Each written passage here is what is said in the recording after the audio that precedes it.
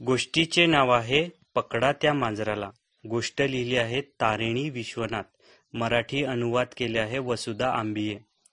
डिपडिप शाळेत जाण्याची तयारी करत होती तेव्हा तिची छोटी मैत्रीण मिमो दाडकन तिच्या खोलीत शिरली. कापी हरवला, मिमोने मुसमुसत सांगितलं.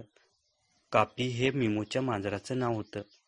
मिमो, तू काळजी करू नकोस, तू शाळेत जा, मी शोधते कापीला, डिपडिपने तिला समजावलं.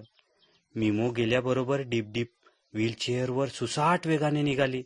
वरून खालून चहूबाजूंनी धावणाऱ्या रस्त्यावरून तिच्या व्हीलचेअरची चाकं बिरबिरत होती. कापी कापी, मोठमोठ्याने हाका मारणंही सुरूच होतं. कापी कुठेच नव्हता. तुम्हाला इथे कुठे एखादं तपकिरी रंगाचं मांजर दिसलं का? रस्ता खोदणाऱ्या काही माणसांना डिपडिपने विचारलं. नाही बुवा, त्यांनी सांगितलं. चहाच्या दुकानात चहा पीत बसलेल्या एका म्हातार बुवांनाही तिने विचारलं. कपडे वाळत घालणाऱ्या एका मावशीला तिने विचारलं. त्याचं नाव आहे काफी, तिथे आहे ते का? त्या मावशीने मांजराकडे बोट दाखवलं आणि विचारलं. डिपडिपने वडून पाहिलं तोपर्यंत तपकिरी रंगाचा एक पट्टा झरकन टेकडीच्या उतारावरून दिसेनासा झाला. काफी काफी, डिपडिपने मोठ्याने आरोळी ठोकली. आपल्याकडे व्हीलचेअर आहे म्हणून भराभर पुढे तरी जाता येते.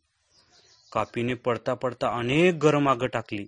चहा पीत बसलेल्या म्हातार बुवांना मागे टाकून, रस्ता खोदणाऱ्या माणसांनाही मागे टाकून तो पुढे गेला. डिपडिपच्या घराजवळ आल्यावर तो थांबला.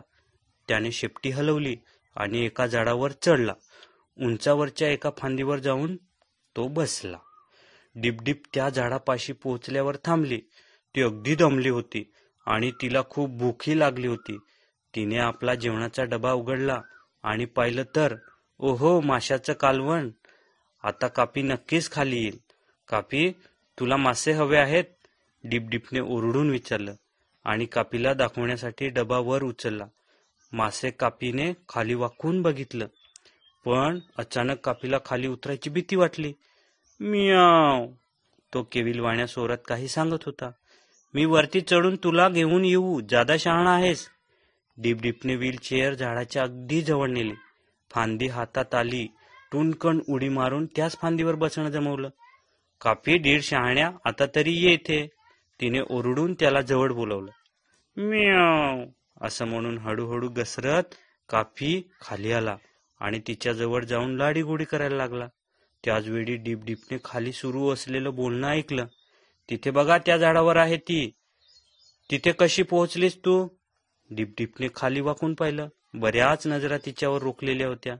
तिने कापीला उचलून सर्वांपुढे धरलं आणि सांगितलं, पाहिलंच ना, मी कापीला शोधत होते मिमोसाठी.